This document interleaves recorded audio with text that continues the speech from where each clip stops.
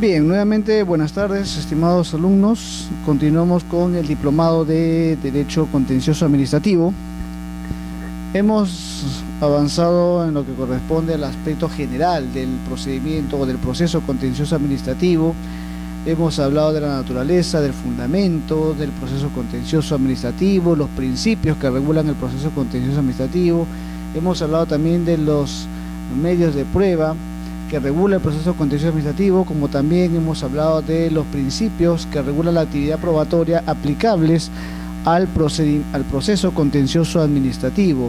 Nos hemos quedado precisamente en la diapositiva número 46 y vamos a desarrollarla hasta la diapositiva número 60, que es con la cual estaríamos concluyendo este primer módulo del curso de Derecho Contencioso Administrativo. Nos quedamos analizando los medios de prueba, los medios probatorios, y ahora vamos ya ingresando a cómo se regula los medios de prueba en el proceso contencioso administrativo, toda vez que lo que hemos revisado anteriormente han sido principios que regulan la actividad probatoria, que son aplicables, pero vamos ahora a entrar en los aspectos probatorios, en las resoluciones que ya está regulado en el proceso contencioso administrativo. Corresponde empezar con o concluir lo que hablamos de la actividad probatoria con los medios de prueba y también las fuentes de prueba y cómo está regulado esta actividad en la ley que regula el proceso contencioso administrativo, principalmente en su texto único ordenado aprobado por Decreto Supremo 013-2008-JUS. Bien, ¿qué se entiende por medios de prueba? Ya sabemos lo que es la prueba, ya sabemos lo que es la finalidad de la prueba. Entonces, los medios de prueba son aquellos mecanismos, operaciones que tienen por finalidad acreditar. Es decir, son los instrumentos que va a permitir al juez tener una convicción respecto de los hechos fundamentados por las partes. Entonces, los medios de prueba son aquellos instrumentos, aquellos medios, aquellas situaciones fácticas o jurídicas o documentales que va a permitir al juez establecer y extraer de estos medios de prueba aquellos elementos suficientes que le permitan tener convicción. Por ejemplo, en el Código Procesal Civil, cuando se habla de medios probatorios, hay medios probatorios típicos y atípicos. Los medios probatorios típicos son aquellos que están regulados expresamente en la normativa adjetiva, y los atípicos son aquellos que no están regulados, pero que por su naturaleza puede coadyuvar a la actividad probatoria, colabora con la actividad probatoria. Por ejemplo, tenemos como medios de prueba atípicos las declaraciones testimoniales, los documentos, peritajes, en fin, diversos instrumentos que constituyen los medios. Por ejemplo, en el caso de las declaraciones, de los peritajes, de lo que constituye el medio precisamente son las declaraciones testimoniales o declaraciones de parte, o los peritajes o los documentos, y será de estos medios que el juez extraiga lo que le resulte favorable al proceso, a fin de que este proceso le permita, o estos medios de prueba le permita dar convicción al juez. Entonces, los medios son todos los mecanismos, instrumentos que le permite al juez viabilizar, agilizar la actividad probatoria, y de los cuales se va a extraer el contenido, lo principal, lo sustancioso de estos medios, a fin de que se le pueda generar certeza al juez sobre los hechos que han sido invocados por las partes en el decurso del proceso contencioso administrativo. Conforme se puede leer en la diapositiva, los medios de prueba consisten en los modos u operaciones que, referidos a cosas o personas, son susceptibles de proporcionar un dato demostrativo de la existencia de uno o más hechos. Es decir, estos medios de prueba lo que va a hacer es proporcionar al juez datos sobre los hechos que exponen las partes. Por ejemplo, de una declaración testimonial, el medio de prueba es la declaración, pero lo que se exponga, lo que se declare, los puntos sobre los que se declare, van a ser lo que se va a extraer por parte del juez, a fin de que de lo que se extraiga de esta declaración va a permitirle al juez generar certeza. Entonces, el medio de prueba pone de manifiesto, conforme se puede advertir, pone de manifiesto la actividad judicial que todo medio de prueba entraña. Es decir, lo que se busca, la finalidad de la actividad probatoria precisamente se pone en manifiesto a través de estos medios probatorios. O sea, la certeza, lo que se busca esclarecer, el conflicto de intereses que se busca solucionar a través del proceso, o la incertidumbre jurídica que se busca aclarar a través del proceso judicial, se va a poner justamente en manifiesto a través de la actividad probatoria, porque esta es la que precisamente le va a proporcionar al juez los elementos suficientes para generar certeza respecto de los hechos invocados por las partes. De tal manera que en la medida que los medios probatorios le sean eficaces al juez, entonces le va a permitir al juez tener certeza y resolver el conflicto de intereses. Contrario sensu, si los medios de prueba no son lo suficientes, si los medios probatorios admitidos por el juzgado no existen los suficientes elementos como para generar certeza, entonces la demanda tendrá que ser declarada infundada. Sin perjuicio de ello, el juez también puede, como sucedáneos probatorios, puede el juez disponer la actuación de medios probatorios que, de acuerdo a su criterio, sean necesarios incorporarlos al proceso a fin de generar certeza sobre los hechos que están siendo invocados por las partes. Si queremos graficar, por ejemplo, diríamos que un medio probatorio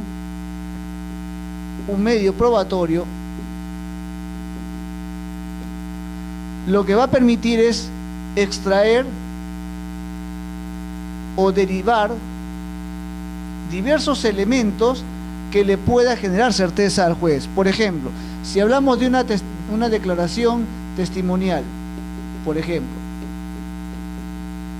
entonces constituye esta declaración un medio probatorio típico porque está previsto en la normativa adjetiva, en la normativa procesal, pero como tal es un medio probatorio. Este en sí es el medio.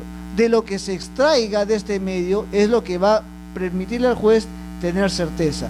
Por lo tanto, la declaración constituye el medio probatorio y lo que se derive, lo que se desprenda de esta actividad es lo que le va a generar tener certeza al juez, lo que le va a permitir al juez tener certeza sobre los hechos que han sido invocados por las partes en conflicto.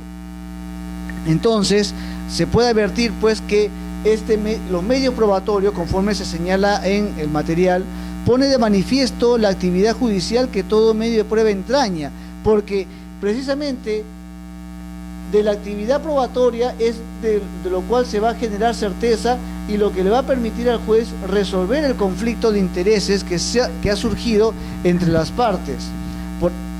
De igual manera, si hablamos por ejemplo de un reconocimiento judicial, si hablamos de una declaración de parte o un pliego absolutorio entre las partes o diversos documentos o peritajes, entonces estos constituyen también medios de prueba, y de la actividad, de lo que se extraiga, de lo que se ponga en práctica este medio probatorio, de ahí se van a desprender diversos elementos que le va a permitir al juez tener certeza sobre los hechos. Un elemento A, un elemento B, un elemento C, un elemento D. Y serán estos los elementos los cuales le va a producir certeza al juez. Ahora, puede ser que de la actividad probatoria, por ejemplo, haya declaraciones que resulten relevantes al proceso y aquellas que no resulten relevantes al proceso, pero aún así son medios probatorios de los cuales el juez va a tener que merituarlos y va a tener que analizar y advertir si le producen certeza o no, de manera tal que cuando dicte sentencia se va a pronunciar sobre aquellos elementos probatorios o aquellas fuentes de prueba que le han producido certeza y que han sido activados precisamente en el medio probatorio actuado en el proceso contencioso. Por lo tanto, conforme se puede advertir, el medio de prueba son pues modos u operaciones, actividades que recaen pues sobre personas o sobre las cosas. Por ejemplo, las personas, hablamos de una declaración de parte, una declaración testimonial. Cuando se refiere a cosas, hablamos de peritajes, hablamos de diversos elementos que analizan un objeto y sobre los cuales esto va a proporcionar al juez los suficientes datos que le permitan tener certeza, datos que sean demostrativos sobre la existencia de uno o más hechos. Entonces, estos datos demostrativos que va a proporcionar el medio probatorio va a tener mucho que ver en el proceso, porque esto, de lo que se desprende de los medios probatorios, el juez va a activarlo y le va a producir certeza sobre precisamente lo que se ha discutido. Entonces, conforme su nombre lo indica, el medio probatorio va a permitir al juez acreditarle, demostrar todo lo que ha sido invocado por las partes, o en todo caso desvirtuar lo que ha sido invocado por las partes, porque la finalidad probatoria no es solamente acreditar lo que diga una parte, sino también una actividad probatoria, un medio probatorio, su actividad en el proceso puede también desvirtuar lo que diga una parte, y esto es muy importante.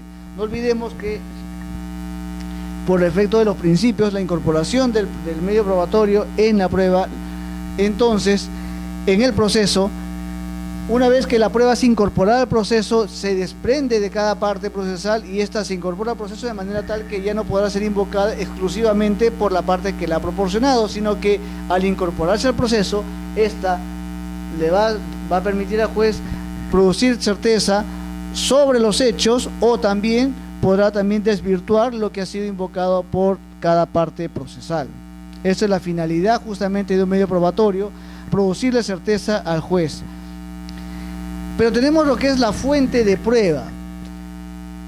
Es decir, si el medio probatorio es el instrumento, el mecanismo que va a permitirle al juez producir certeza por los datos que se va a extraer de ellos, entonces la fuente de prueba será precisamente el dato obtenido a través de los medios previstos o autorizados por la legislación adjetiva.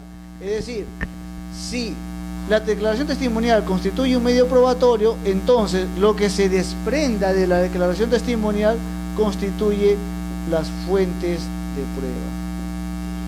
Son las fuentes de prueba. Entonces, un medio probatorio es la generalidad, y la fuente de prueba será aquello que se desprenda, aquello que se obtenga a merced precisamente de los medios probatorios, de los medios previstos y autorizados por la legislación, y esta fuente de prueba serán analizadas por el juez, de manera tal que el juez podrá considerar alguna fuente de prueba y algunas otras fuentes no las considerará porque lo tendrá pues como algo irrelevante, que no contribuye a la certeza que se busca en el proceso judicial y que es la finalidad precisamente de la actividad probatoria.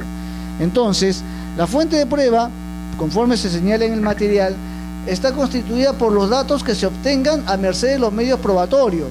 Es decir, repetimos, de una declaración testimonial se desprenden diversos puntos que han sido declarados, y estos diversos puntos a su vez constituyen la fuente de prueba.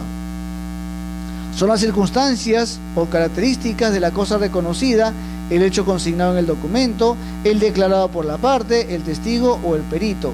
El medio de prueba actúa como el vehículo para obtener la fuente de la cual el juez debe extraer la verdad. Entonces, el medio de prueba efectivamente es el vehículo, es el instrumento, es lo genérico, y de este instrumento, de este vehículo, se va a desprender la fuente de prueba, los diversos fuentes de prueba que va a cumplir la finalidad de la prueba, esto es, producir certeza en el juez sobre lo que ha sido invocado por las partes. Y esto tiene mucho que ver con el principio de la carga de la prueba, porque ya advertimos que el medio probatorio es el instrumento, es el vehículo, y la fuente es lo que se desprende de este instrumento. Por lo tanto, la carga de la prueba es muy importante en la actividad probatoria, porque la parte que alega algo tendrá que demostrar algo. Conforme hemos visto en lo que es la carga de la prueba, la carga de la prueba no es una obligación sino un deber, sino que como principio le indica al juez que cómo debe resolver frente a la ausencia de determinados medios probatorios. Le va a enseñar, le va a indicar cómo debe resolver. Por ejemplo, si es que se peticiona la nulidad de un acto administrativo y los medios probatorios actuados en el proceso contencioso administrativo no le dan certeza al juez, no son lo suficientemente eficaces para que el acto sea declarado nulo, entonces el juez, ante la ausencia de elementos que demuestren la nulidad invocada por el demandante, tendrá que declarar precisamente infundada la demanda porque no ha sido acreditado. Entonces, la carga de la prueba reviste de vital importancia en la medida que ante la ausencia de pruebas que corroboren lo invocado por las partes y le indique ante esta ausencia cómo debe resolver el juez, entonces es muy importante que cada parte exponga y ofrezca y actúe los diversos medios probatorios que corroboren lo afirmado por ellos. Por eso es que la carga de la prueba implica de manera indirecta que aquella parte que alega algo tiene pues la responsabilidad de acreditar. Y decimos responsabilidad porque la carga de la prueba, en la medida que no es un deber, no es una obligación, si fuera como tal un deber o obligación, entonces una vez que se declara infundada una demanda, si fuera deber le impondrían una multa porque se habría vulnerado un deber de parte de uno de los que participa en el proceso, una de las partes procesales. Pero como quiere que la carga de la prueba no es una obligación, sino es una responsabilidad jurídica, un imperativo jurídico, en consecuencia, cuando las partes no presenten los medios probatorios que sustenten su punto de vista, sus argumentos, sus fundamentos de hecho, por lo tanto sus pretensiones, en consecuencia se va a desestimar la demanda. ¿Cuál es la consecuencia? Que la demanda habrá sido desestimada por parte del juez y en tal sentido la parte demandante no habrá obtenido la victoria y su pretensión no habrá sido acogida por el juez. Entonces, es muy importante que tanto en la actividad probatoria, conforme hemos visto en los principios, los que regulan la actividad probatoria, como también los medios de prueba, la fuente de prueba, es muy importante pues el principio de la carga de la prueba, porque, reiteramos, esto permite que las partes que aleguen algo, que fundamenten algo, que expongan algo, que pretendan algo, tengan en consecuencia que acreditarlo. ¿Cómo se regula la actividad probatoria en la ley que regula el proceso contencioso administrativo, en su texto único ordenado? En el caso del proceso contencioso administrativo, ya ingresando a la especificidad, advertimos que la actividad probatoria se restringe a un solo elemento, a lo actuado en sede administrativa, a lo que se recoge en el procedimiento administrativo. A diferencia de un proceso judicial, civil, laboral, penal, donde las partes ofrecen diversos medios probatorios, en el proceso contencioso administrativo la situación cambia, es distinta. De manera tal que en el proceso contencioso administrativo, permítame borrar esto que ya no es necesario, aplicamos la preclusión. En el proceso contencioso administrativo, lo actuado, o la actividad probatoria, se restringe a lo actuado en el procedimiento administrativo.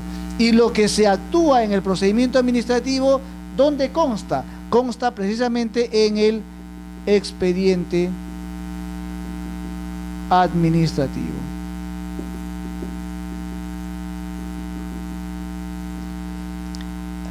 Esto es en el proceso contencioso administrativo. ¿Qué pasa, señores, en los procesos de otra naturaleza? Por ejemplo, ¿qué pasa en un proceso civil? En el proceso civil o en un proceso laboral o un proceso penal, la actividad probatoria es diversa porque se puede ofrecer diversos medios probatorios, digamos peritajes, digamos declaración testimonial, digamos declaración de parte, en fin, documentos, diversos medios probatorios que se actúan, que se admiten en el proceso y que por su variedad, por la complejidad, van a ser actuados en la audiencia correspondiente, en la audiencia de pruebas. Pero en el caso contencioso administrativo, toda la actividad probatoria se restringe a un solo actuado, el expediente administrativo. ¿Por qué esa diferencia del tratamiento probatorio en el proceso contencioso frente al tratamiento probatorio que ocurre, por ejemplo, en un proceso civil, un proceso laboral o un proceso incluso penal. ¿Cuál es la diferencia y por qué es esta diferencia? No surge obviamente porque se le ocurra al legislador, sino surge precisamente por la naturaleza del procedimiento administrativo y que esto tiene que ser recogido en el proceso contencioso administrativo. Es decir, ¿por qué se restringe la actividad probatoria? Por una razón muy obvia. No olvidemos que la finalidad de un proceso contencioso administrativo, conforme señala la propia ley, es ejercer el control jurídico de parte del Poder Judicial, del órgano jurisdiccional, sobre las actuaciones que realice la administración pública, o, para ser más exacto, del control jurídico sobre las actuaciones administrativas en el Estado. ¿Por qué decimos esto? Porque si hablamos solamente de administración pública, podemos omitir involuntariamente en el hecho por el cual se ejerce un control jurídico sobre actuación administrativa en el Poder Judicial, en el Poder Legislativo, en el mismo Poder Ejecutivo, que tienen actividad administrativa, tienen función administrativa. Entonces, no olvidemos, señores, que la finalidad del proceso contencioso no es otra que ejercer el control jurídico de parte del Estado a través de los órganos jurisdiccionales sobre las actuaciones o actos que realice la administración pública, o, para ser más exacto, sobre la función administrativa del Estado. Creo que este concepto sería mucho más apropiado. Entonces, el control jurídico de parte del Poder Judicial sobre la actuación administrativa de parte de las diversas entidades del Estado. Entonces, siendo esa la finalidad del proceso contencioso administrativo, ¿cómo podemos verificar nosotros la legalidad de la actuación administrativa? Es precisamente toda la actuación que está recogida en el expediente administrativo. ¿Y por qué está recogida en el expediente administrativo? Por una razón muy obvia. Porque no olvidemos que el expediente y la actuación administrativa goza de un principio que es la intangibilidad de la actuación administrativa. Por lo tanto, todo lo que se actúe en sede administrativa consta en un expediente administrativo. Y por lo tanto, a fin de que se pueda verificar si la actuación o el acto administrativo goza del principio de legalidad, está acorde a los principios que regulan el proceso administrativo, necesariamente tendremos que actuar como medio probatorio el expediente administrativo, porque será en el expediente donde se acredite que el Estado o la administración pública ha cumplido con todos los procedimientos que establece la ley con relación al procedimiento administrativo.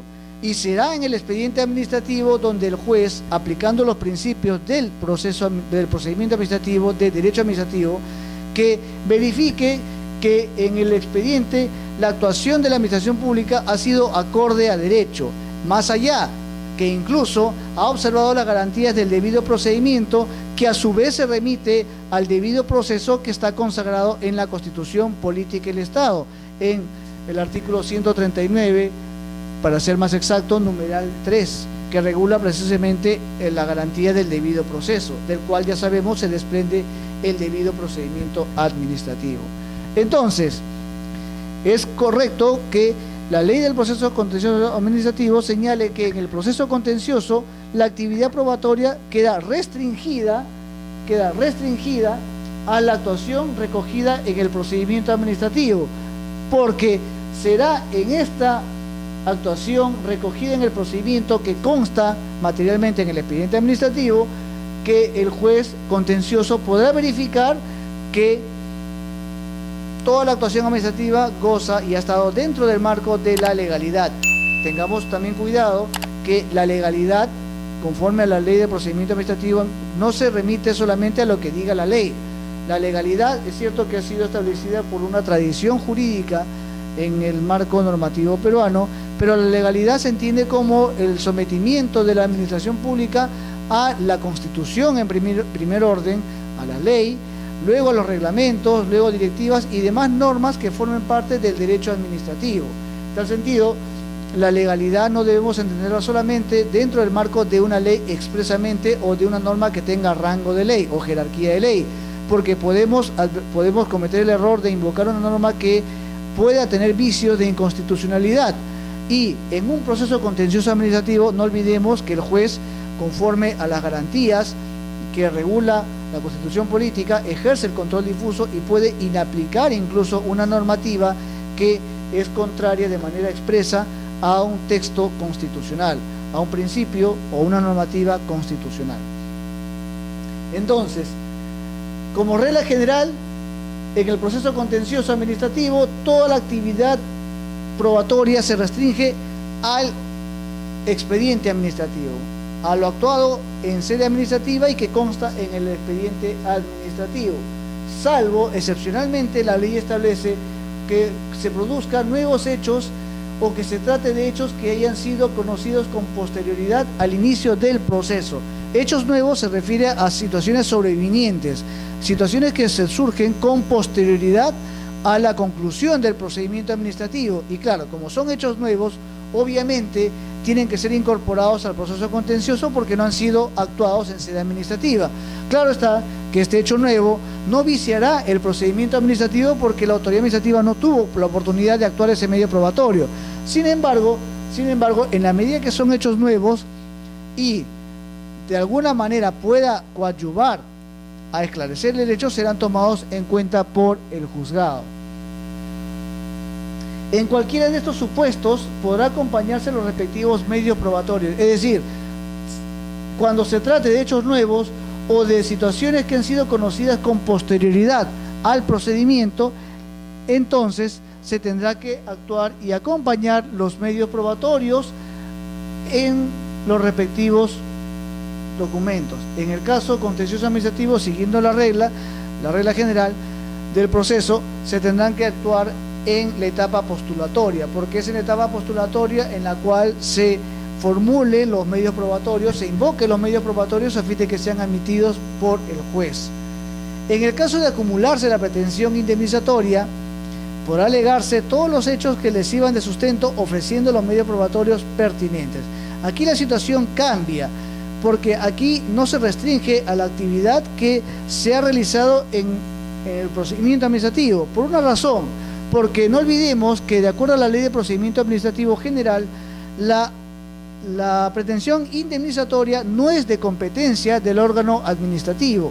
El órgano administrativo se pronuncia sobre la legalidad de la pretensión formulada en sede administrativa, pero cuando se produzca algún hecho que merezca una indemnización o que sea objeto de una indemnización por un hecho dañoso actuado o realizado en el procedimiento administrativo, la autoridad administrativa no tiene la competencia como para poder pronunciarse sobre la pretensión indemnizatoria. Y es justamente en el procedimiento administrativo donde se queda a salvo, se deja a salvo la acción, la pretensión indemnizatoria, a fin de que ésta sea ejercida en la sede contenciosa administrativa, es decir, en sede judicial. Por lo tanto, en el caso de la pretensión indemnizatoria, conforme establece la ley, se puede alegar todos los hechos que sirvan de sustento ofreciendo los medios probatorios pertinentes. Por lo tanto, se va a ofrecer en este caso lo actuado en el procedimiento administrativo, como también todos aquellos elementos probatorios, los medios probatorios, que de alguna manera esclarezcan los hechos y le den certeza al juez sobre la pretensión indemnizatoria. Resumiendo, en consecuencia, tenemos que en el proceso contencioso, como regla general, la actividad probatoria se restringe a lo actuado en sede administrativa, a diferencia de un proceso de otra naturaleza como el civil, laboral, penal, salvo que se trate de hechos nuevos y en cuyo caso se van a ofrecer los medios probatorios correspondientes. Y cuando se trate de una pretensión indemnizatoria, la ley establece que se podrá alegar todos los medios probatorios que sirvan de sustento a la pretensión indemnizatoria, es decir, se podrá invocar como medios probatorios tanto el expediente administrativo como todos aquellos elementos que sustenten la pretensión indemnizatoria. Elementos probatorios, claro está. Oportunidad de la actividad probatoria. Los medios probatorios, como regla general, siguiendo el criterio que establece la teoría general del proceso, también la ley o el Código Procesal Civil, los medios probatorios son ofrecidos por las partes en los actos postulatorios, acompañándose todos los documentos y pliegos interrogatorios. Es decir, en los actos postulatorios se refiere a los primeros actos procesales que realizan las partes. Llámese, para ser más exacto, la demanda y la contestación de la demanda. Son los actos postulatorios. Entonces, o en todo caso también aquellos actos que surjan como consecuencia de la demanda y la contestación de esta. Vayamos por partes. A través de la demanda, la parte demandante va a ofrecer los medios probatorios. Claro está, tendrá que ofrecer lo que se restringe a la actividad probatoria en el procedimiento administrativo, que es el expediente administrativo, pero cuando se trata de una pretensión indemnizatoria va a tener que ofrecer los medios correspondientes. Este ofrecimiento probatorio se formula en la etapa postulatoria, es decir, en la demanda misma. En el caso del demandante, en la demanda se ofrecerán los medios probatorios correspondientes, y en el caso del demandado será también en su contestación de la demanda cuando ofrezca los medios probatorios que sustenten su derecho a la contradicción. Ahora bien, si es que surgiera un cuestionamiento probatorio, ya sea por ejemplo una oposición o una tacha, si es que hubiera por ejemplo alguna situación fuera del expediente administrativo, entonces será pues en el cuestionamiento probatorio donde se formule también los medios probatorios respectivos de las cuestiones probatorias, sea tacha o sea oposición. Acompañándose, claro está, todos los documentos y pliegos interrogatorios. Entonces, todos los documentos, todos los medios probatorios, interrogatorios, se tendrán que acompañar en la demanda correspondiente.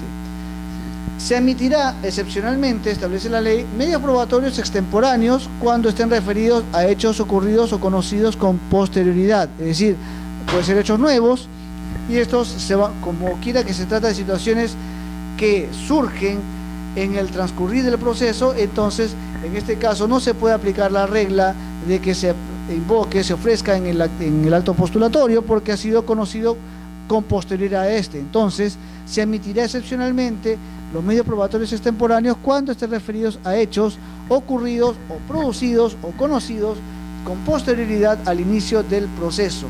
Claro está, tiene que estar vinculado directamente a la pretensión postulada por cada parte procesal. De presentarse medios probatorios extemporáneos, el juez corre traslado a la parte contraria por el plazo de 3 días. Esto surge en base al principio de la contradicción probatoria, en la medida que la parte correspondiente ha formulado, ha invocado y ha ofrecido un hecho probatorio posterior a la actividad postulatoria. Entonces es correcto, a fin de salvaguardar las garantías del debido proceso como también la legítima defensa, que el juez corra traslado de este medio probatorio a fin de que la parte contraria la conozca y también pueda formular lo que estime conveniente a su derecho. En tal sentido, se le permite también que la parte contraria ofrezca los medios probatorios que sustenten su contradicción probatoria. Si a consecuencia de la referida incorporación es necesaria la citación a audiencia para la actuación de un medio probatorio, el juez tendrá que disponer su realización. Entonces, en la medida que se incorporen situaciones nuevas, hechos nuevos al proceso, el juez, haciendo o en base a su autonomía o su independencia que tiene el juez, y si lo estima necesario, entonces el juez citará a la audiencia para la actuación del medio probatorio, disponiendo su fecha correspondiente.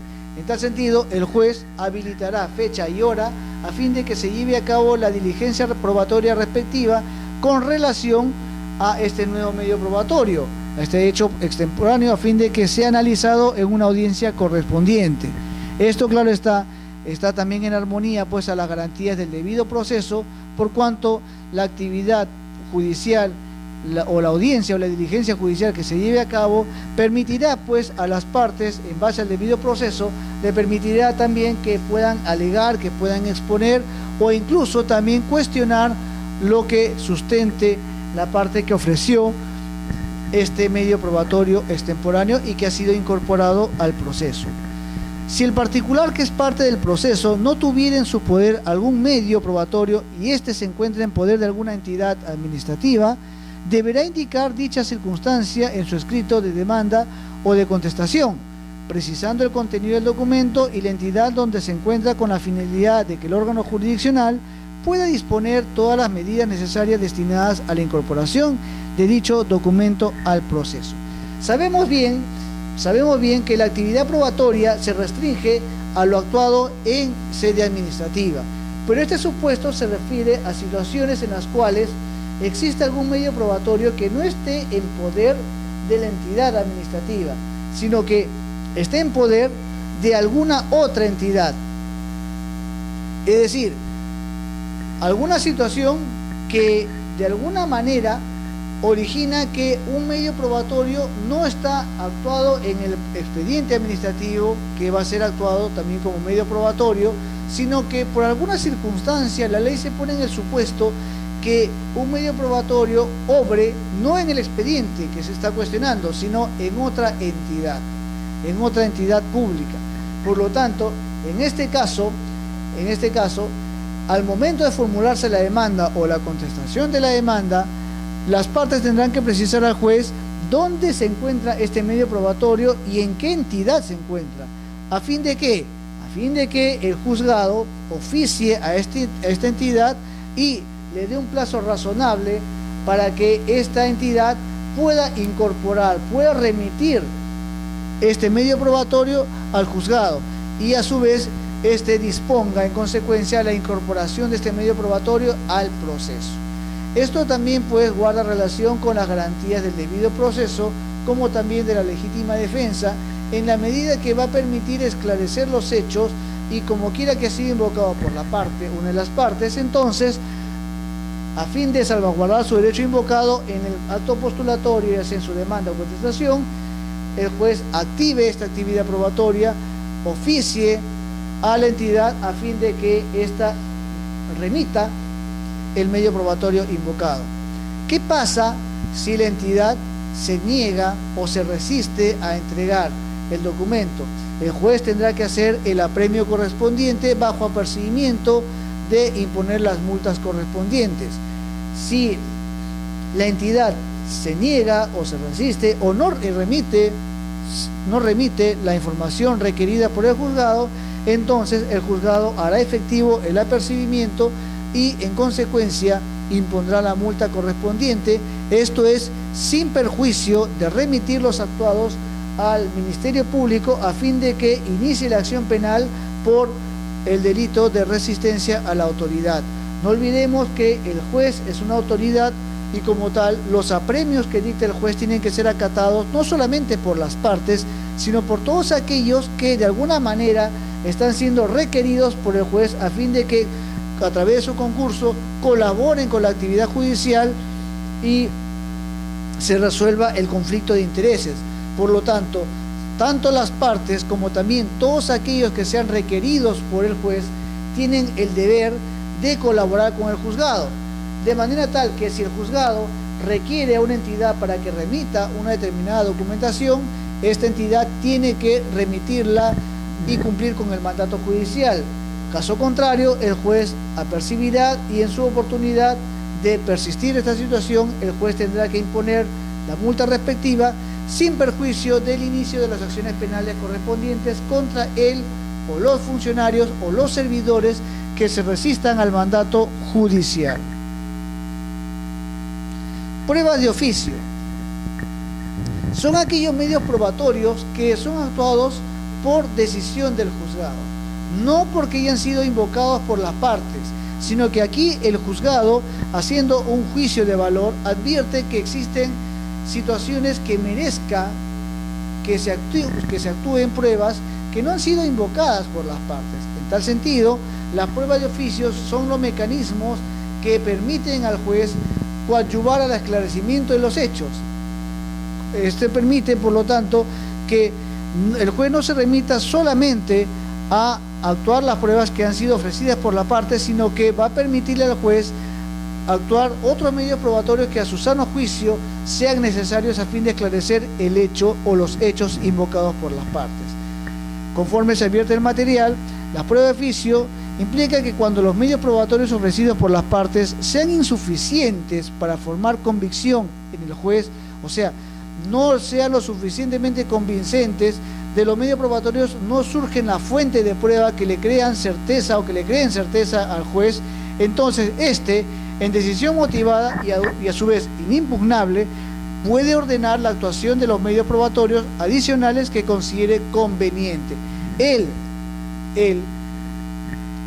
a su sano juicio, va a determinar qué medios probatorios van a ser necesarios a fin de que se incorporen adicionalmente a los medios probatorios que ya obran en el expediente. Y esta decisión, obviamente, tiene que estar debidamente motivada. ¿Por qué razón? Porque no olvidemos que por la carga de la prueba son las partes las que tienen que acreditar los hechos que fundamentan sus pretensiones. Por lo tanto, para que el juez pueda apartarse de este criterio, de este principio de la carga de la prueba, entonces tiene que motivar el por qué es necesario incorporar otros medios probatorios que a su juicio le va a permitir esclarecer los hechos. Ahora, esto no significa que se esté parcializando con una parte, no significa que porque una parte está siendo débil en sus fundamentos, en sus pruebas, le va a ayudar el juez y va a reunir más pruebas para reforzar sus fundamentos. No es esa la finalidad. La finalidad no es ayudar a una de las partes, la finalidad es precisamente esclarecer los hechos invocados por las partes. Por lo tanto, el juez en una decisión motivada va a disponer la incorporación de estos medios probatorios que, de acuerdo a su sano juicio, lo considera así conveniente. Pero a su vez, esta decisión también es inimpugnable. ¿Qué significa inimpugnable? Significa que ninguna de las partes podrán cuestionar esta decisión del juez. Hay actos procesales que son obviamente objeto de impugnación, los decretos, los autos, las sentencias, pero esta decisión que va a constar en un auto es necesario saber que no puede ser objeto de impugnación. ¿Por qué? Porque este acto dictado por el juez tiene una finalidad. ¿Cuál es? Precisamente producir certeza, cumplir la finalidad de los medios probatorios, que no es otra cosa que producir certeza en el juzgador. Por lo tanto, pues en la medida que contribuya al proceso y contribuya a esclarecer los hechos, resolver el conflicto de intereses o la incertidumbre jurídica y por lo tanto reviste de interés público, en tanto colabora con el valor justicia, es necesario tener en cuenta pues que esta decisión es inimpugnable, por cuanto no perjudica a las partes, sino más bien beneficia a las partes. Carga de la prueba. Bueno, ya hemos visto la finalidad de la prueba, hemos visto los principios que regulan la prueba, hemos visto lo que es los medios probatorios, la fuente de prueba. Entonces ya tenemos una idea clara de lo que es la carga de la prueba. Entonces, de acuerdo al texto único ordenado de la ley que regula el proceso contencioso administrativo, la carga de la prueba implica que, salvo decisión legal distinta, la carga de la prueba corresponde a quien afirma los hechos que sustentan su pretensión. Es decir, ya sabemos que la carga probatoria le indica al juez cómo debe resolver ante la ausencia de determinados medios probatorios y por lo tanto indirectamente establece pues el deber, la responsabilidad recaída en las partes de acreditar con los hechos que son sustento de sus pretensiones. Sin perjuicio de ello, establece la ley, si la actuación administrativa impugnada establece una sanción, la carga de probar los hechos que configuran la infracción corresponde a la entidad administrativa. Acá la situación cambia. ¿Por qué razón? Porque no olvidemos que la carga de la probatoria implica que cada parte debe acreditar los hechos fundamentados en sus pretensiones. Eso es una regla general. Pero una situación distinta es la que plantea este último extremo de la ley. ¿Por qué razón? Porque aquí lo que está en discusión no es un acto administrativo cualquiera. Aquí lo que está en discusión es precisamente una sanción que recae en el administrado, ya sea en un procedimiento sancionador o en un procedimiento administrativo disciplinario. Lo que está en discusión aquí es la sanción. Por lo tanto, en la medida que se cuestiona una sanción impuesta en un procedimiento administrativo, es, en este caso excepcional, que la carga de la prueba recae en la autoridad administrativa, en la entidad administrativa. ¿Por qué razón? Porque es la entidad la que va a tener que defender la legalidad de la sanción que ha impuesto en el administrado. El administrado cuestiona la legalidad del acto sancionador, ya sea disciplinario o no, pero en esta situación especial, muy particular, la carga de la prueba recae en la entidad administrativa. ¿Por qué razón? Porque, repetimos, lo que está en discusión en este caso muy particular es la sanción. Es la sanción administrativa que ha sido impuesta en un procedimiento sancionador o disciplinario y es objeto de una nulidad precisamente en el proceso contencioso administrativo. Por lo tanto, se justifica que la carga de la prueba en este caso, en este supuesto, recaiga precisamente en la entidad administrativa. Obligación de colaboración por parte de la administración. Al margen que la carga de la prueba o que la actividad probatoria se restringe en el proceso o en el procedimiento administrativo, y ser más exacto, se restringe a lo que actúa en el expediente administrativo, las entidades administrativas tienen que facilitar al proceso todos los documentos que obren en su poder e informes que sean solicitados por el juez. O sea, al margen de remitir el expediente administrativo, si el juez lo considera y requiere a la entidad o a las entidades, ya hemos visto, entonces las entidades administrativas tendrán que facilitar al proceso, no al juez, sino al proceso, todos los documentos que obren en su poder, ya sea informes, memorandos, resoluciones, notificaciones, cargo de notificaciones, todo lo que el juez requiera, porque esto le va a permitir tener certeza sobre lo que ha sido invocado por las partes. En caso de incumplimiento, el juez podrá imponer las sanciones previstas en el artículo 53 del Código Procesal Civil, que se refiere precisamente al caso de la multa recaída en el funcionario responsable. Al margen que sea renuente o no, el funcionario responsable será objeto de sanción por parte del órgano jurisdiccional. Por lo tanto, doctores, existe pues la obligación de colaborar por parte de la administración con el órgano jurisdiccional, y esto es, repetimos, al margen de la obligación de remitir el expediente administrativo.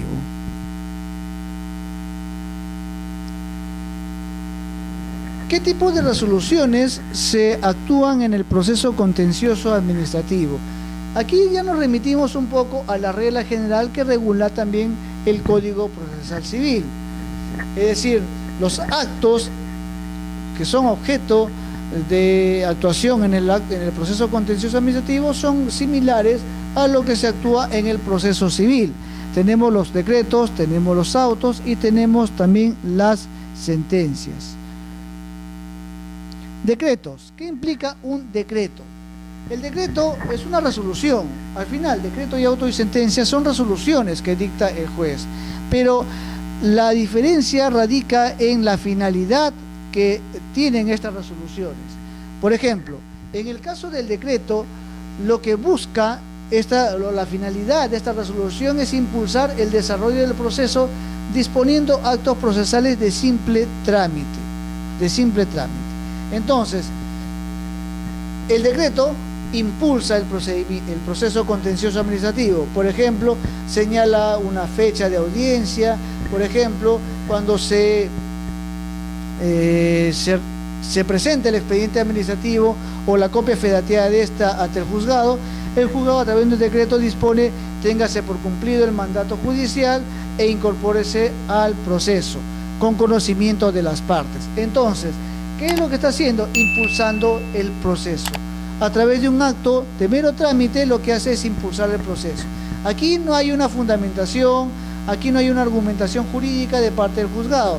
Lo que está haciendo el juzgado es impulsar el proceso a través de actos de simple trámite. Por ejemplo, ya hemos señalado, reiteramos, se remite el expediente administrativo, entonces, o copia fedateada de esta, el juez lo que va a hacer es, a través de un decreto, disponer: téngase por cumplido el mandato, incorpórese al proceso con conocimiento de las partes. Es decir,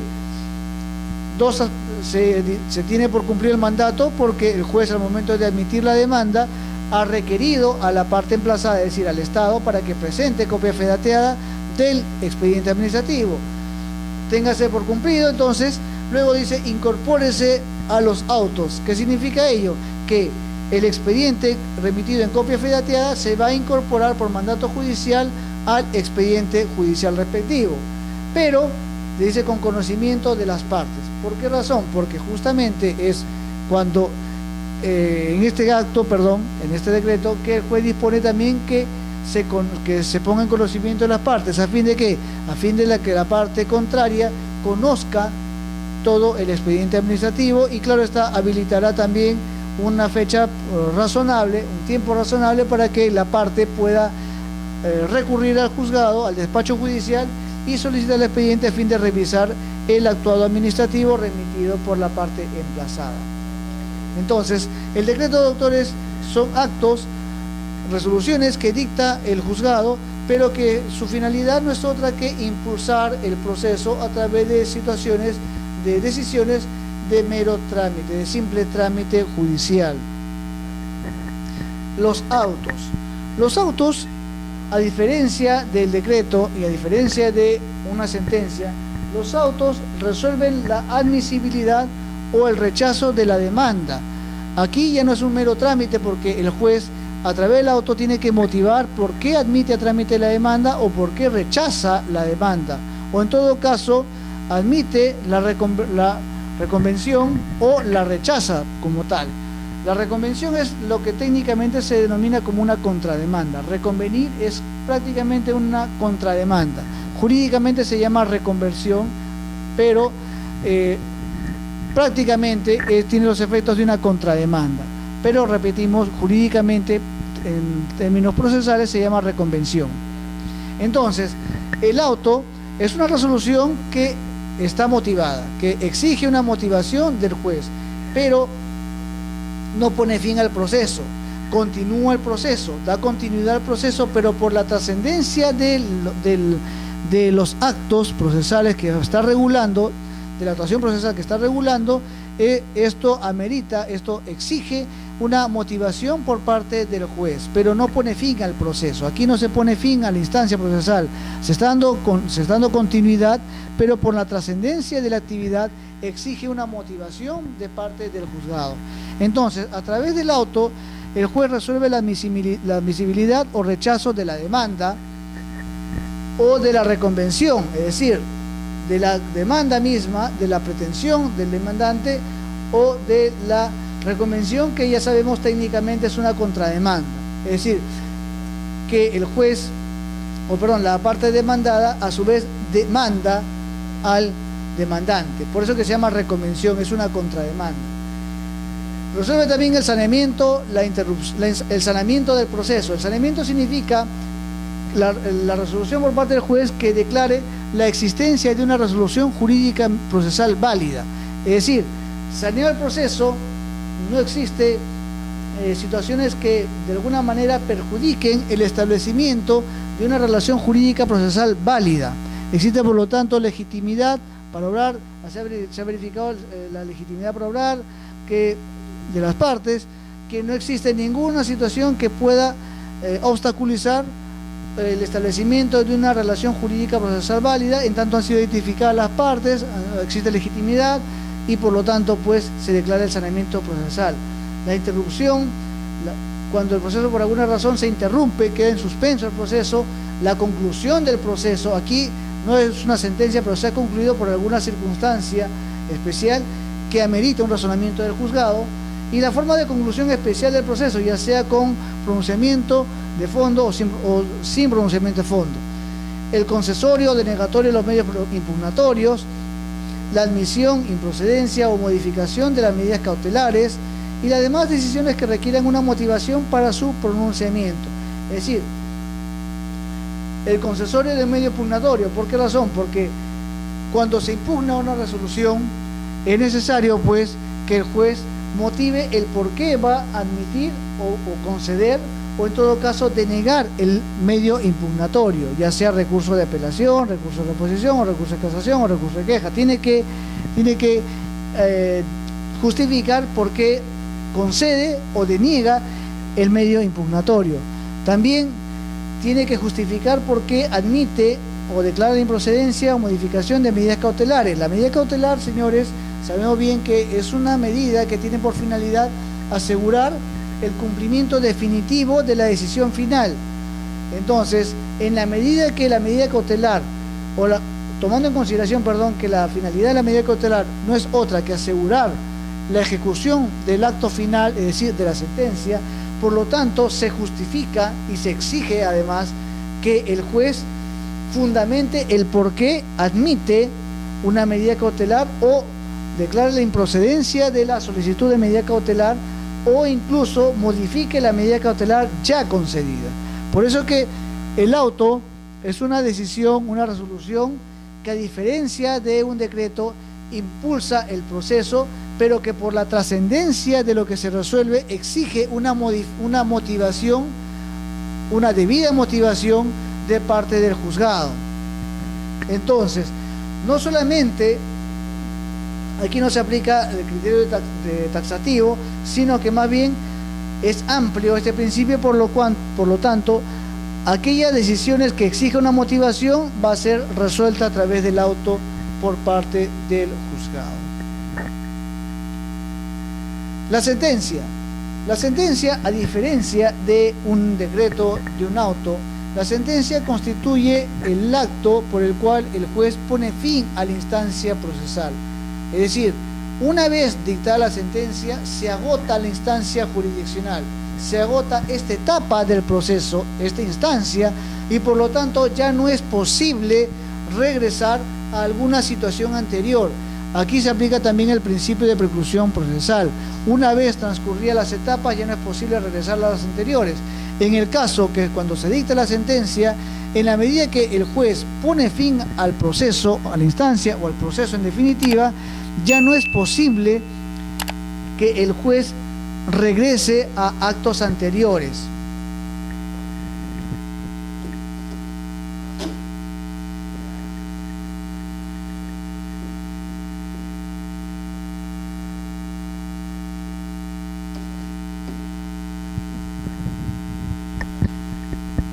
Bien, por ejemplo, en la sentencia el juez pone fin a la instancia, es decir,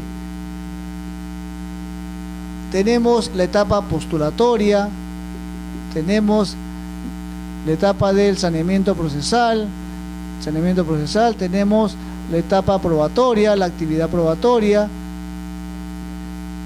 tenemos la etapa en la cual se remite al dictamen fiscal, y luego tenemos la sentencia, que es la etapa final.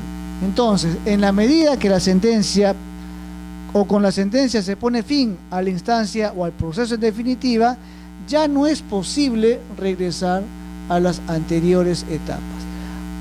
Dictada la sentencia, notificada la sentencia, entonces se agota esta instancia judicial en definitiva, y por lo tanto no es posible regresar a las etapas anteriores por efecto del principio de preclusión procesal. A diferencia del procedimiento administrativo, en el cual la autoridad puede declarar la nulidad de oficio de un acto administrativo, en el juzgado, ya en la garantía del proceso, ya en un proceso judicial, no es posible que el juez declare de oficio la nulidad de su sentencia. Al margen que el juez incluso puede haberse equivocado y pueda existir razones suficientes para que la sentencia sea revocada o modificada por la instancia superior, el juez ya no puede modificar su sentencia. Por eso es que la sentencia, conforme establece la norma procesal administrativa, a través de la sentencia el juez pone fin a la instancia o al proceso en definitiva. Por lo tanto, dictada la sentencia, concluye la instancia.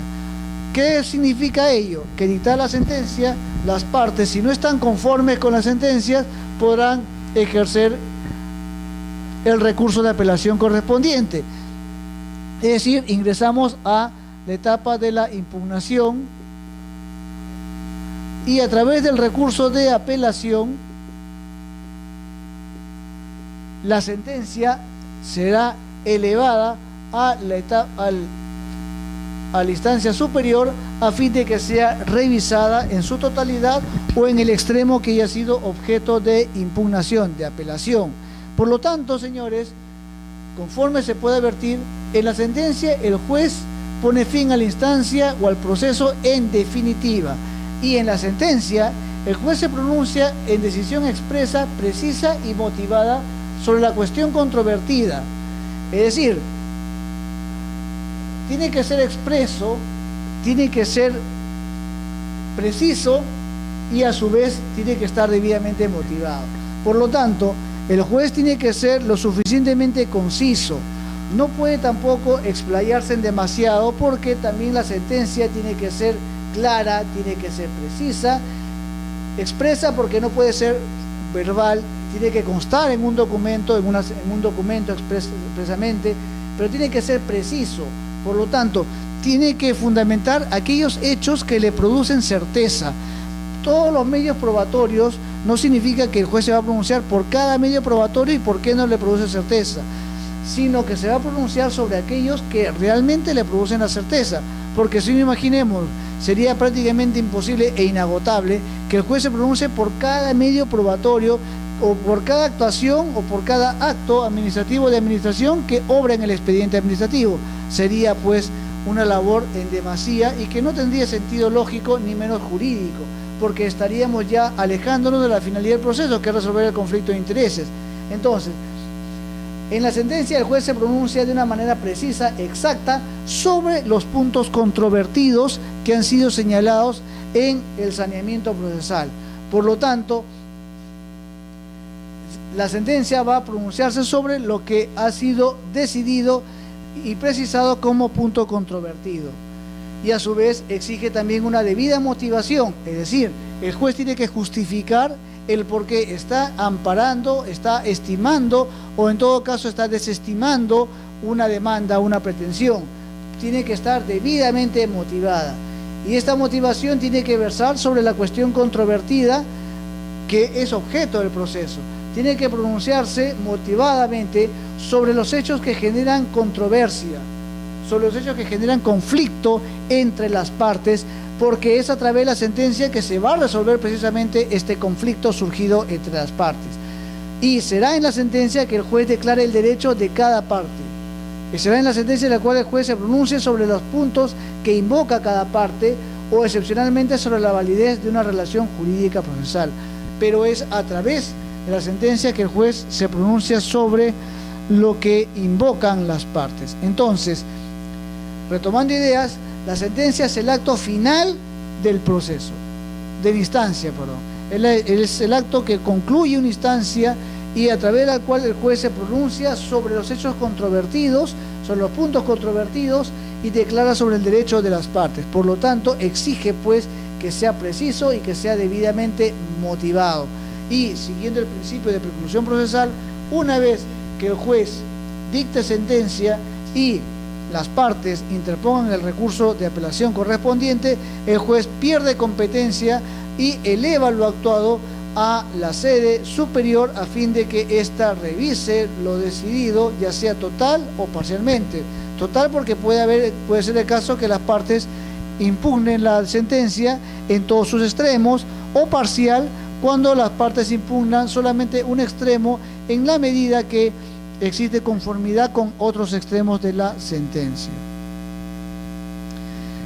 ¿Cuál es el contenido de la sentencia? Ya hemos visto la finalidad, las pretensiones del proceso contencioso administrativo.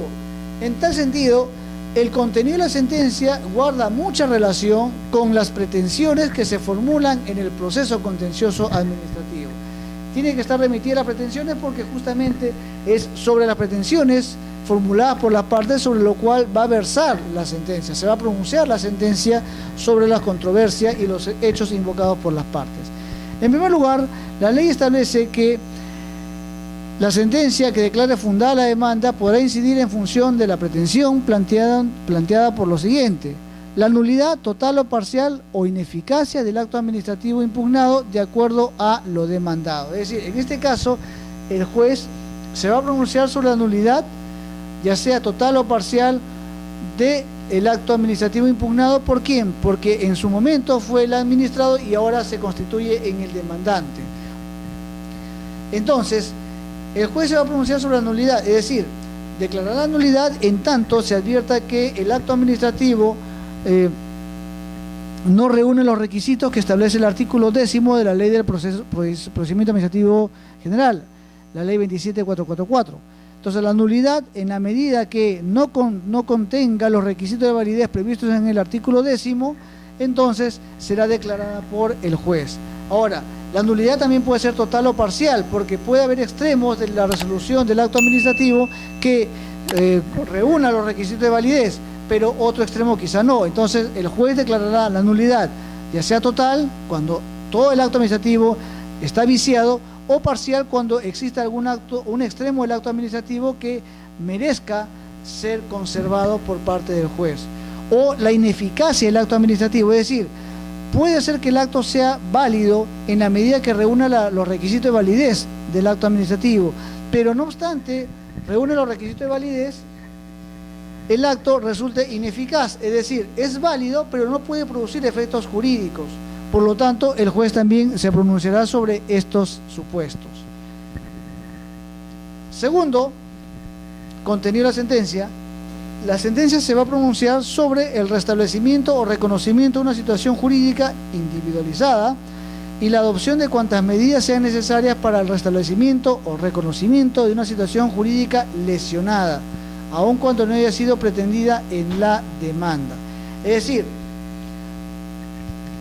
en la medida que exista una situación jurídica que perjudique, que individualice al afectado, entonces el juez lo que va a hacer es, no obstante declarar la nulidad del acto administrativo parcial o total, el juez adicionalmente se va a pronunciar sobre y va a adoptar medidas que sean necesarias para restablecer o reconocer la situación que ha sido jurídicamente lesionada, afectada por parte de la administración pública, aún incluso cuando no haya sido expresamente pretendida en la demanda.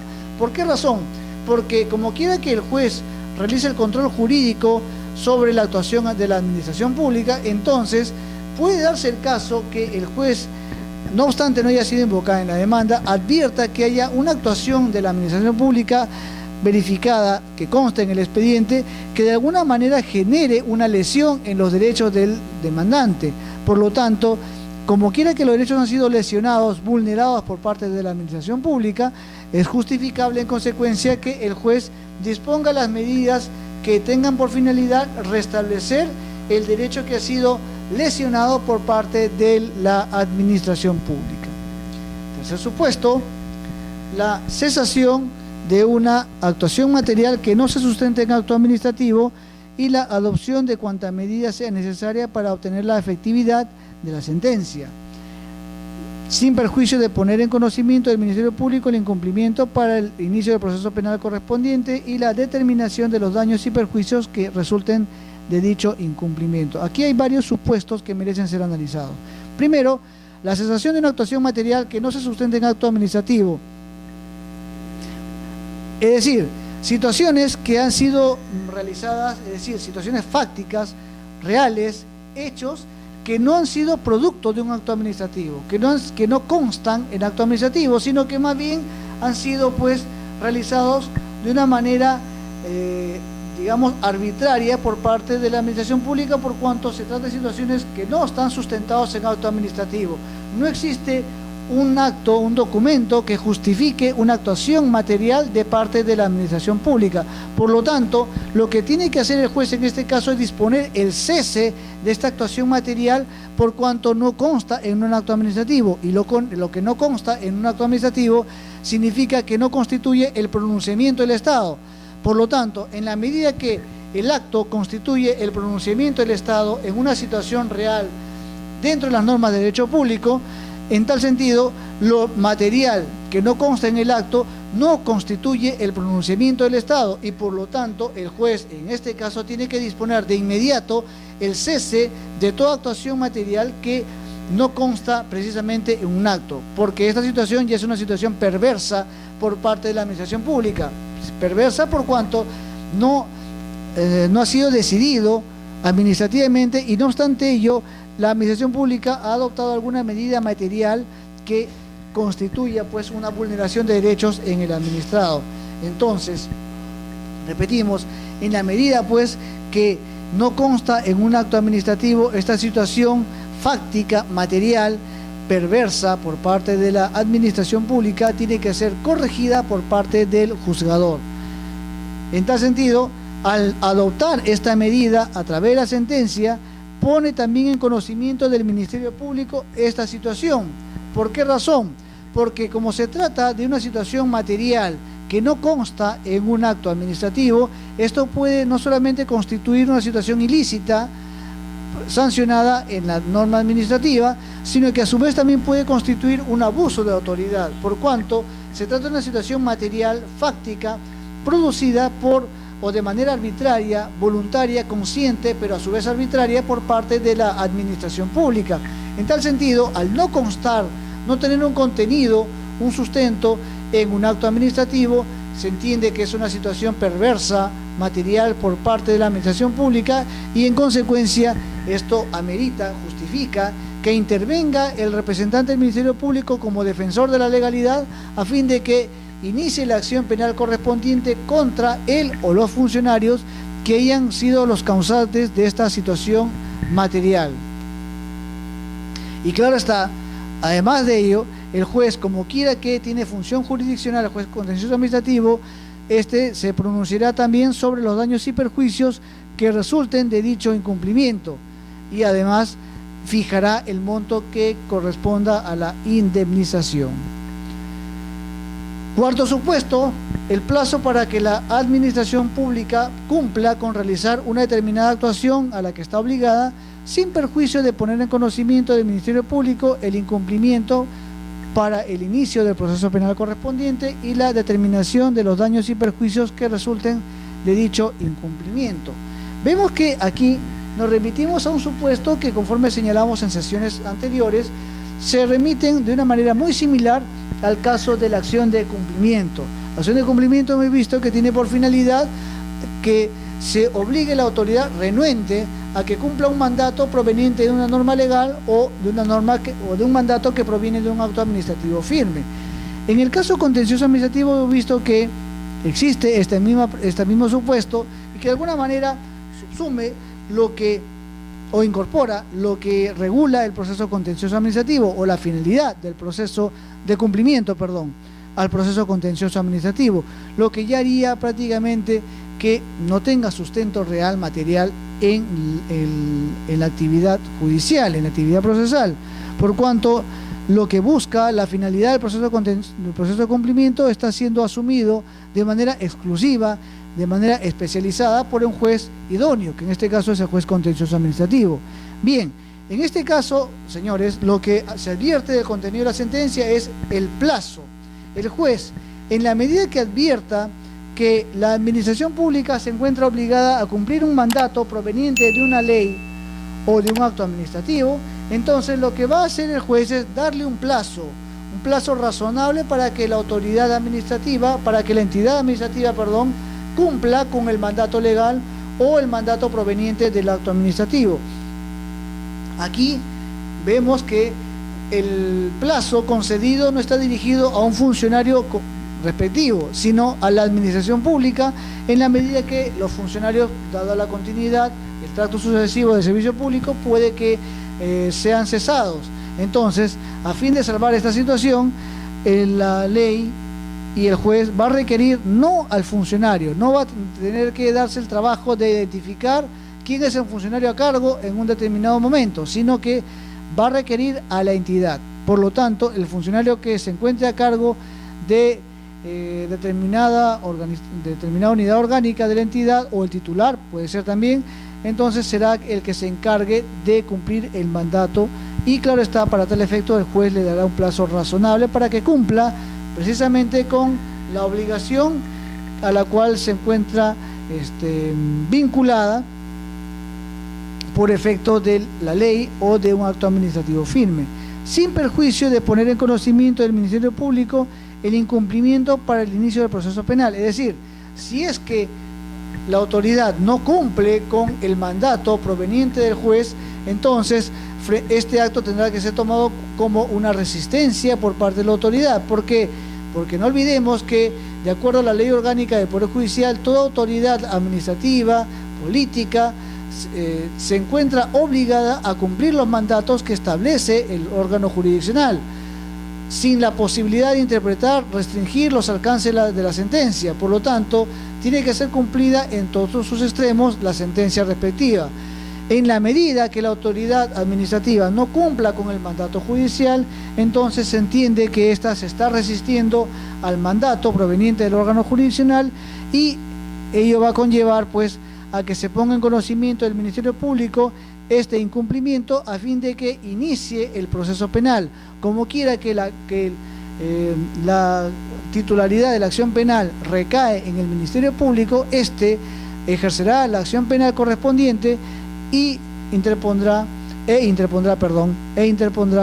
la denuncia penal correspondiente ante el juez penal a fin de que sea sancionada la autoridad que está resistiéndose al mandato judicial. Y claro está también, en la medida que no se cumple,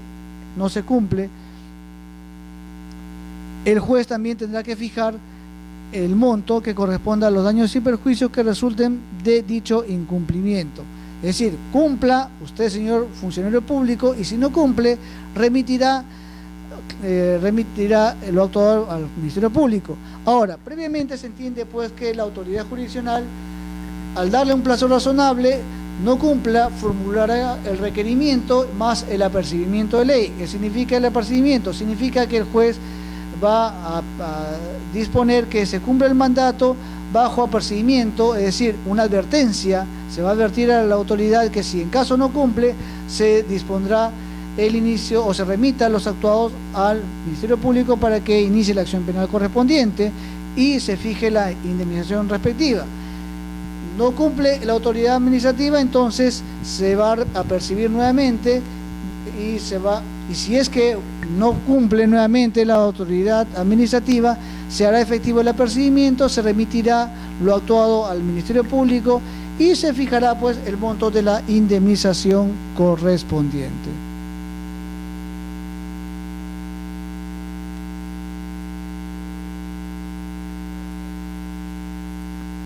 Especificidad del mandato judicial. Sin perjuicio de lo establecido en el artículo 122 del Código Procesal Civil, la sentencia que declara fundada la demanda debe establecer el tipo de obligación a cargo del demandado, el titular de la obligación, el funcionario a cargo de cumplirla y el plazo para la ejecución. Es decir, al margen del mandato de lo que establezca como regla general el Código Procesal Civil, de manera específica, la sentencia que declara fundada la demanda contenciosa administrativa tiene que establecer el tipo de obligación a cargo del demandado, es decir, a cargo de la entidad, el titular de la obligación, es decir, en quién recae la obligación, el funcionario a cargo de cumplirla, no necesariamente tiene que identificar con nombres y apellidos, sino que tiene que establecer el funcionario, es decir, el titular de la unidad orgánica, así como también el plazo para la ejecución. Ya en todo caso, cuando se ejecute la sentencia, ahí sí se va a identificar al funcionario porque en caso de incumplimiento será el funcionario renuente a quien le recaiga la acción penal. Medios impugnatorios en el proceso contencioso administrativo. Tenemos el recurso de reposición que recae contra los decretos a fin de que el juez lo revoque. Es decir, la reposición es un recurso que se interpone contra el decreto que ya sabemos son de mero trámite, pero no obstante que es una resolución de mero trámite, puede también afectar alguna parte, en algunos casos es posible. Entonces, la reposición permitirá pues que el juez revoque y corrija esta situación. El recurso de apelación contra las siguientes resoluciones, ya sea contra las sentencias, excepto las impugnables con recurso de casación y las excluidas por convenio entre las partes, contra los autos, excepto los excluidos por ley específicamente. Y tenemos el recurso de casación que procede contra las siguientes resoluciones: las sentencias expedidas en revisión por la Corte Superior, los autos expedidos por las Cortes Superiores que en revisión ponen el fin al proceso, y también procede siempre y cuando la cuantía del acto impugnado sea superior al equivalente de 70 URPs, unidad de referencia procesal, y cuando dicho acto impugnado provenga de autoridad de competencia provincial, regional o nacional, y por excepción los actos administrativos dictados por autoridad administrativa distrital cuando la cuantía sea superior a 70 URPs.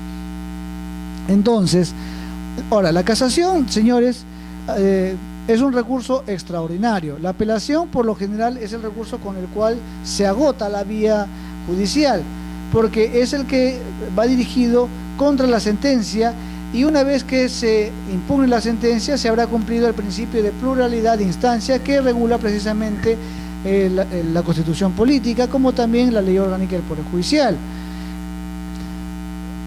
Pero el recurso de casación es un recurso pues que tiene por finalidad uniformizar la jurisprudencia a nivel nacional como también verificar que se ha aplicado correctamente la normatividad sustantiva al proceso judicial.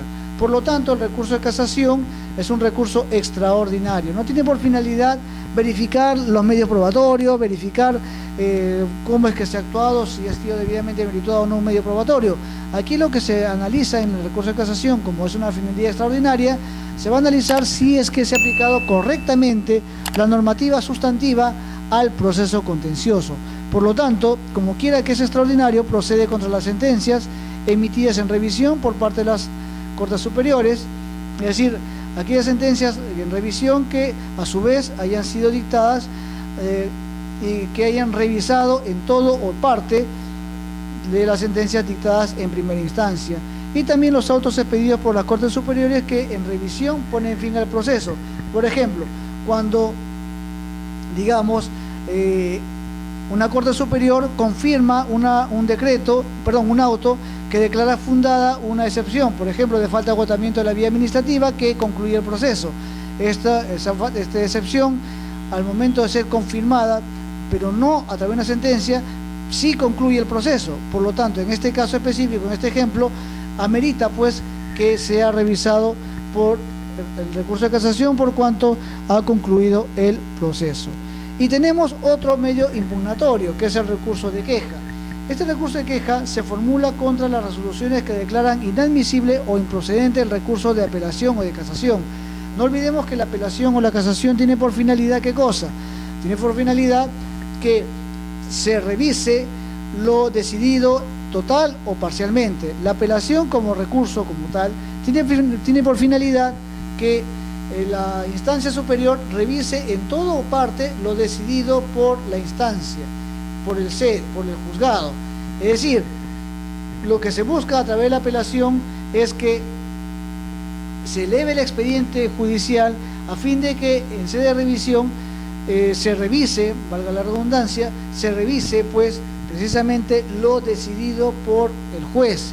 En tal sentido, la apelación es muy importante por cuanto no solamente permite la revisión total o parcial de la sentencia, dependiendo cómo se haya formulado el recurso de apelación, sino que también pues constituye precisamente una de las garantías del debido proceso, por cuanto permite a las partes alegar lo que crean conveniente a su derecho, y además también constituye activar el principio de pluralidad de instancia, es decir, en la medida que la instancia es plural, el proceso judicial se basa en instancia plural, es precisamente a través de la apelación que se va a ejercer y se va a activar este principio de pluralidad de instancia, que a su vez también está vinculado al principio del derecho a la defensa, por cuanto es a través de la sentencia o a través del recurso de apelación que la parte se va a defender de aquellos argumentos que no han sido tomados en cuenta por parte del juzgado y que merezcan como tal una revisión en una instancia superior. En tal sentido, la queja precisamente lo que busca es salvaguardar el derecho a la apelación, a la impugnación. ¿Por qué razón? Porque se va a quejar aquellas resoluciones que declaran inadmisibles o improcedentes el recurso de apelación o de casación. En tal sentido, pues, la queja va dirigida contra el juzgado y va a ser presentada a instancia superior con copia de todos los actuados principales que sustentan precisamente la queja, como también el acto que es objeto de impugnación que no ha sido actuado o ha sido declarado inadmisible o improcedente a través del recurso de apelación. Entonces, la queja lo que va a salvaguardar precisamente es esta garantía de la pluralidad de instancia que de alguna manera está siendo afectado, viciado, por cuanto el juzgado ha declarado inadmisible o improcedente el recurso de apelación o también de casación. También procede la queja contra la resolución que concede el recurso de apelación con un efecto distinto al solicitado. La apelación, doctores, tiene distintos efectos. Puede tener efecto suspensivo o sin efecto suspensivo. Efecto suspensivo es cuando el recurso mismo, el ejercer el recurso de apelación, suspende los efectos del acto impugnado. Por ejemplo, la sentencia. La sentencia, cuando es concedida, se concede con efecto suspensivo, porque en la medida que está siendo impugnada, es obvio, legítimamente, es lógico y jurídico que la sentencia impugnada no se ejecute inmediatamente, por cuanto esta va a ser revisada en todo o parte por la instancia superior. En tal sentido, la sentencia, una vez que es concedida, se va a conceder pues con efecto suspensivo, por cuanto por efecto de la apelación no es posible que se actúe inmediatamente la sentencia. La sentencia se va a actuar, se va a ejecutar una vez que ésta tenga la calidad de consentida o en todo caso ejecutoriada. Como quiera que ha sido apelada, no está consentida y más bien se va a actuar, se va a ejecutar cuando esté con la calidad de ejecutoriada. Es decir, cuando la instancia superior se pronuncie y confirme la sentencia, en ese caso adquiere la calidad de ejecutoria y se va a ejecutar, se va a poner en práctica lo decidido en la sentencia. Es en este caso cuando precisamente se ha concedido una apelación, pero con un efecto distinto al solicitado o al que es regulado por la normativa. En este caso también procede la queja por cuanto se ha dado un efecto distinto al que señala la propia normativa o al solicitado. Habíamos olvidado también, y es necesario señalar, que